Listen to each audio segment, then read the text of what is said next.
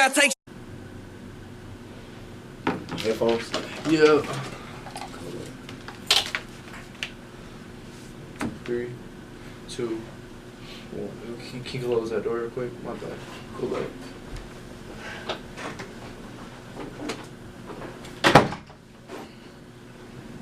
Shit. 3, 2, 1. So we back on the AP show. We got Marley Young. yeah. So I just saw your new shit. It's called Drip Crip God. How'd you come up with the name? It was just so clever at the time, you know what I'm saying? Like, Yeah. just real drippy, you know what I'm saying? Just right off the top of the head, for real, for real. Drip Crip guy. I felt like, you know, I was the first to come up with that shit. There was a lot of blood shit going on when I did that 2 years ago. Mm-hmm. The whole industry was full of blood. You see a lot of niggas blue ragging now. They switching over, but Blueface. Yeah. So I noticed that Nelly was listening to your shit. How do you feel about that? that's dope, bro. You know what I'm saying? Like, Nelly, one of the biggest rappers to ever come out of Missouri. So being from Missouri, it's like shit. We always looked up to Nelly anyway. So He's from Missouri. yeah, it's St. Louis. It's just So it's just that's a blessing. You know what I'm saying? It's just crazy looking at that. yeah. So when did you record your first track? Shit, I had to be like 14, 15 years old when I did my first song when I got in the studio. Maybe even younger. You was in the studio. Yeah, I was blessed enough to have a lot of family involved in this shit. So I was signed to I wasn't signed, I'm tripping. I was fucking with like my big cousin, Rodney Money Green, with Gang Related Records. And then I was going to little different studios convincing my mom to buy me studio time and shit like that. Okay. So do you know the studio name? Um, You want to give a shout out? Shout out to Gang Related Records. They had their own studio, you know what I'm saying? They just had like a label studio, so like yeah, that's what it was. It was somewhere like off Prospect back in the day. This was like early 2000s. So when did you start taking rapping seriously? I started literally. I always wanted to be a rapper, but I ain't had a business down. You know what I'm saying? Yeah. I started literally taking it serious about like maybe like 4 years ago when I really started like registering everything. And How old was you then? putting out my music up on iTunes and shit like that. I was like late 20s. I was like I can't tell you exactly. I was probably like 26, 27 years old, 28. I was like starting to get dedicated because I was seeing the impact that it was making on other motherfuckers and going to different cities and shit like that. I remember I was working on a project called King Yurt, and like that's really when I started like trying to take this shit serious for real. Yeah. Did you ever get inspired by anybody when he was making your music? I got inspired by hella people. Like in the beginning, I was inspired by like a lot of Jay-Z and 50 Cent, shit like that. Lil Wayne, and then like hometown shit like Rich the Factor, Tech Nine was a little influence. I had a lot of influences coming up because you're just surrounded by a lot of shit. You know what I'm saying? So Yeah. So did you ever listen to Absolute Power by Tech Nine? I listened to it a little bit. Like I was a real big fan of Angelic. I ain't gonna lie. Like I think he made better music back then than he did now. But a month ago, he just dropped a song with Flatbush Zombies. So I mean, he's kind of coming back up. I'm about to say I actually think, far as making music, he probably got better and better each time around. Exactly. It's just he stayed in the game so long, and I'm surprised. That's what it is. You know what I'm saying? It's just content, Mhm. direction, and where you want to go with it. All the time might not touch you or me. You know what I'm saying? Just depending on who you are, but. He's smart, so he chasing who's gonna spend the money anyway. So, how'd you get the song with Tech Nine? How'd you meet Tech Nine at first? I first met Tech Nine. I met him as a fan a long time ago when I was a kid, of course. But I first met him and he recognized who I was about maybe 2015. I was still like you said, not really taking it as serious. I just had like mixtape after mixtape after shit like that, just rapping and shit with my niggas. And he had noticed a track I had called Radioactive. I wonder if he even still remembered this. I haven't talked to him about this, but like he noticed one of my early tracks, and he tweeted about it and shit. He was telling motherfuckers on his fan base like, watch out for Marley Young. He was like, we're gonna do some music one day and shit like that. And I'm thinking it was gonna be like right then and there, but it ain't happen as soon. But like gradually, you know, one of my homies, JL, he got signed to Strange Music. So white guy from New York? Nah, JL from B Hood. He a mixed guy, black guy. Okay. He got signed to Strange Music, and around that time I was able to start being around, you know what I'm saying? Shout out to JL because he really opened that door for me. I was able to be around Tech and catch back up. And I did a song called Saturday with JL on the track. It's under Strange Music. And Tech got on that song. After we finished the song, he just thought the song was cold, so he hopped on it. But you already dropped the song? We finished the song. But you didn't drop it, okay. Yeah, so he jumped on the song, and like I remember JL hit me up, and I was in Nebraska. I went to go see a Strange Music show for JL and shit, and we was on the tour bus, and he like, man, I want you to hear something. He played Tech verse, and he ain't even warn me or tell me or nothing. I'm like, damn, this is crazy. So that's my first experience fucking with Tech, you know what I'm saying? And the rest is history, bro. Just kind of keeping contact, being a cool individual, and he's so down, you know what I'm saying? He's like a real OG to me now, so I appreciate all the game he gave me and everything. So, are you signed to Strange? I'm not signed to Strange. I'm an independent artist. I'm straight independent. So, do you ever record there? I record there shit frequently lately, you know what I'm saying? I realized that, yeah. I've been up at Strange a lot lately, but I do a lot of songwriting and producing and arranging music and shit like that, you know what I'm saying? So I'm up there even when my vocals ain't on the song, you know what I'm saying, necessarily. Like I might not perform. You're just there to be there. Yeah, I'm just there making music. I'm just there making music, soaking up game, and, you know, giving what I got to offer. Yeah, so is it a different vibe going to Strange Music Studios compared to other studios? It is, especially in Kansas City, because it's like a bigger studio, you know what I'm saying?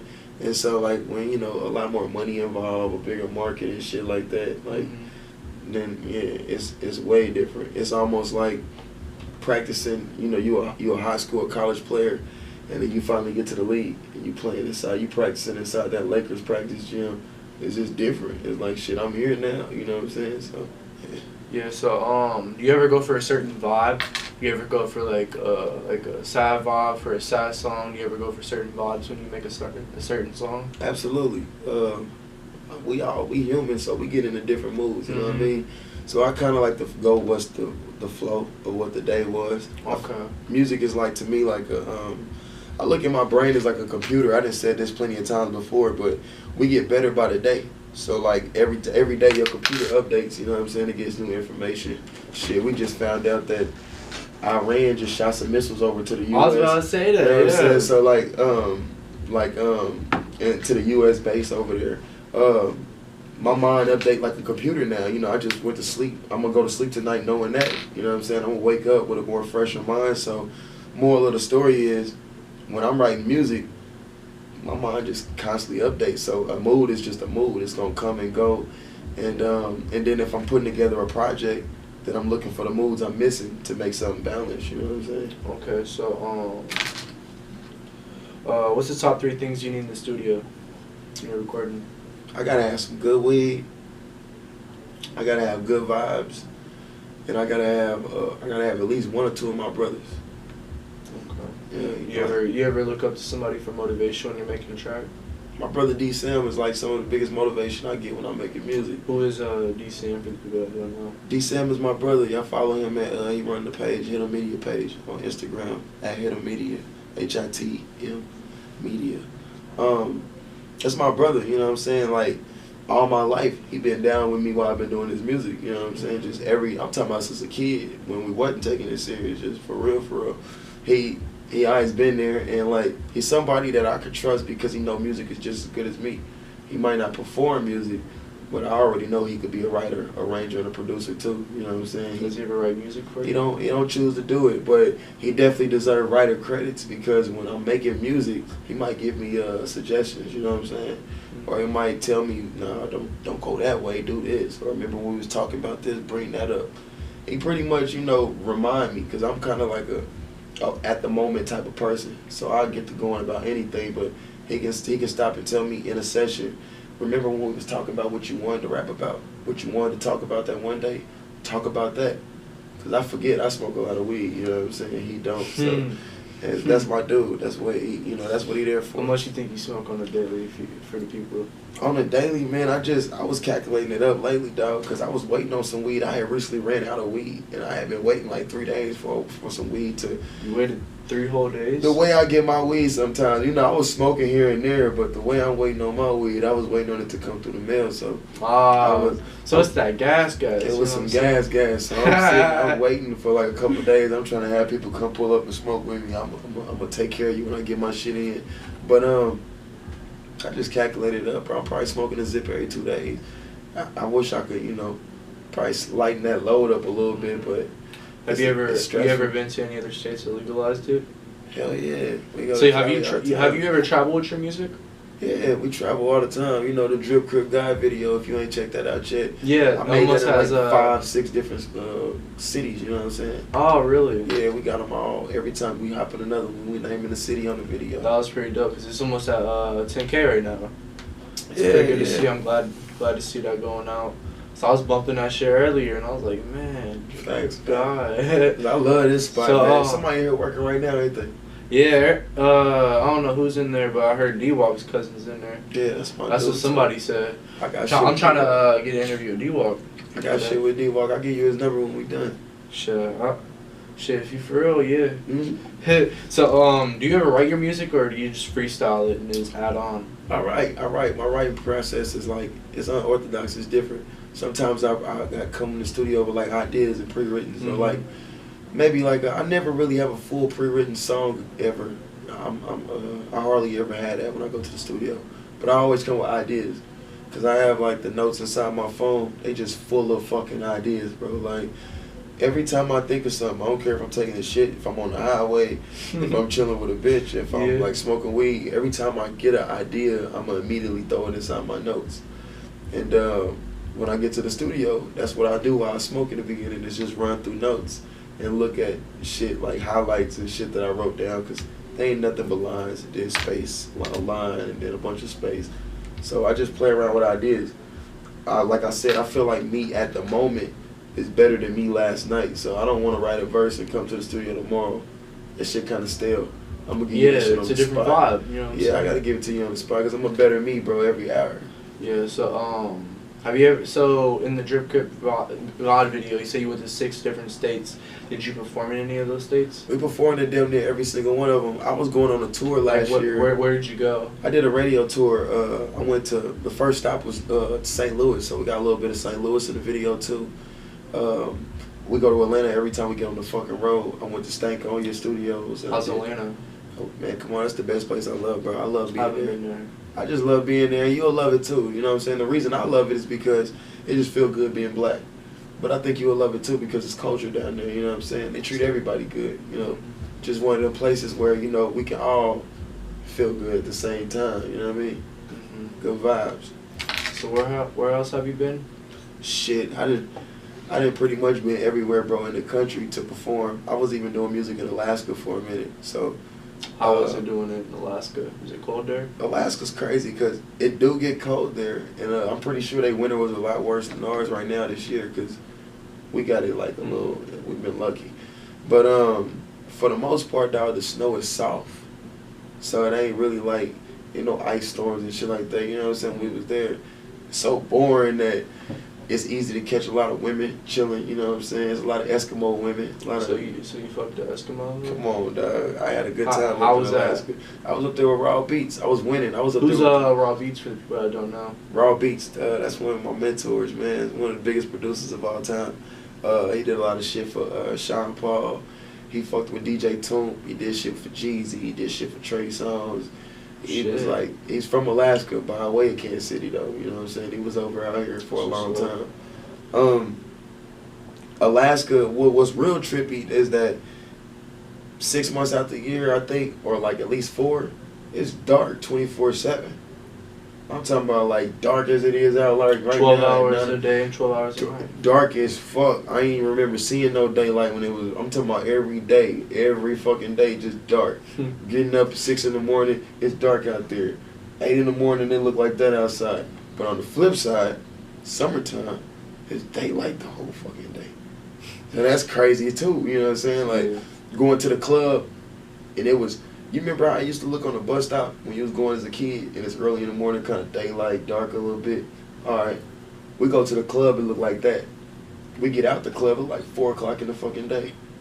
Now that's some crazy shit because ain't nobody really going to sleep, partying. So is it different? Is it different vibes there than how it is in America? Different vibes. They love us. You know what I'm saying? It's like going somewhere else that kind of is outside of the culture, but really like looks at it, pays attention. Because they got BT, MTV, and all the shit that we watch too. But they not around it. So when we get up there with our trends and our clothes and shit like that, and this blonde hair and shit, they like that shit. You know what I'm saying? It's something new to them. It reminded me of just like, you know, I don't want to shit on them at all because I love Alaska. It reminded me of like a slower place in America, like, you know, take a Minnesota, a Lawrence, you know, somewhere in Kansas. It's like a place like that, but rich. They got a lot of money up there, you know what I'm saying? Like, sitting up in Alaska, I could have became a citizen up there and got $3,000 every October for the little DECA law or something they got up there. We getting oil from Alaska, so U.S. pays all the citizens every year. And they a part of America since like 1977.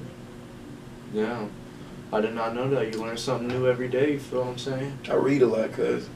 Yeah. So you ever get inspired by a book? Yeah. A book I just picked up recently. I'm reading again. I remember reading Tom's Big Town. That's about Tom Pendergast. And I recently, just like a few days ago, I just picked up another one of his books and started reading about it. It's like an autobiography about Tom Pendergast. And he wanted to, he built Kansas City basically. You know what I'm saying? He's like a mafia figure. Like you look at an Al Capone, somebody like that.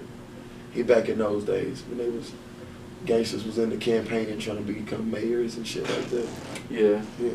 So that's basically what inspired you to. It's where I'm from, you know what I'm saying? It's the stomping grounds, it's the roots. Okay. So sometimes I like to get imaginative and smoke some weed and read about it and put myself right into them days because I'm walking the same streets. They talk about Broadway, they talk about Grand and Main and all that shit, and we riding the same streets every day, and we on Broadway right now. So like, just to hear the stories about that shit and it went down, you was actually a product of that shit, Union Station and all the gangster fights and shit. That's just something interesting to read about to me. I feel what you're saying. Yeah. So, you have any upcoming events? Yeah, man. Actually, I've been so busy just locking down shit for myself in the future, bro. I ain't even had time to twist my damn hair. You know, I'm out here looking like Bob Marley right now, for real. So, but like, I got a lot planned for my fans, and they gonna be real like excited. I'm just now getting out of a deal I was in. I was signed with Loyalty Entertainment. Shout out to Loyalty Entertainment.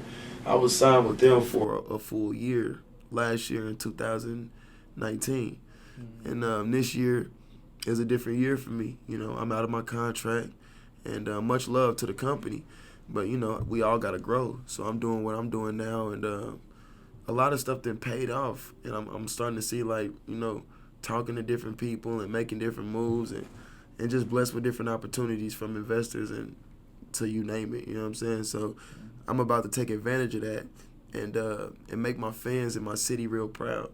You know, that's the important thing, not let nobody down that believe in you. You know? Yeah, so, you have any upcoming shows? Yeah, you did. I'm high as a motherfucker. Nah, I haven't. That's what I was saying that to say. I haven't booked anything because I was supposed to move low-key from Kansas City. I was supposed to move this month, but some shit happened where it's like, it's best that I just hold tight before I move, you know what I'm saying? So I've been hanging around, and I'm probably about to take a little vacation because I need it, but I've been just fully working at home in Kansas City, just working, bro, nonstop.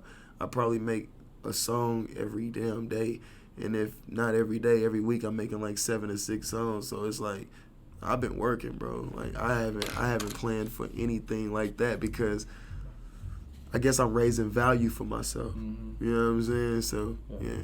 So, do you ever use like drugs or just tree for motivation to make songs? All the time. I popped the Percocet before I came here. Like, I ain't no shame in my game.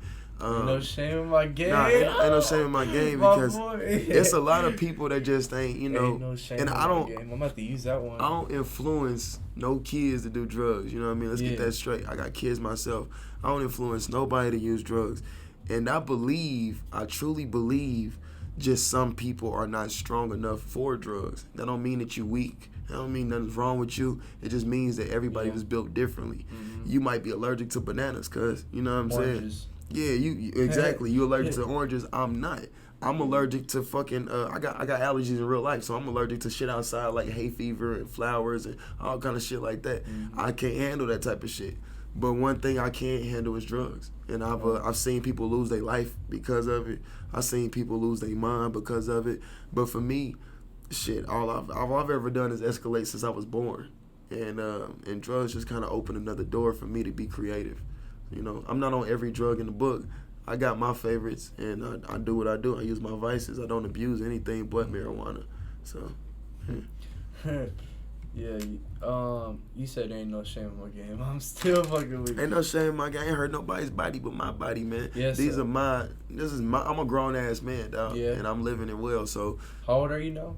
I'm 32 years old. You don't look 32. I'm 32 years old. I'm almost an OG, bro. So, Yeah, I mean, damn near an OG. So, was it a difference when you had kids? What age was you when you had kids? when I had my first kid, you know, she didn't damn near grew up with me. When I had my first kid, I was like 20 years old, and now my daughter's 11.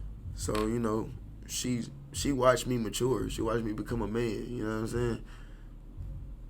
That's my baby. That's almost like I was a boy when I had her, so that's almost like my little sister in a way.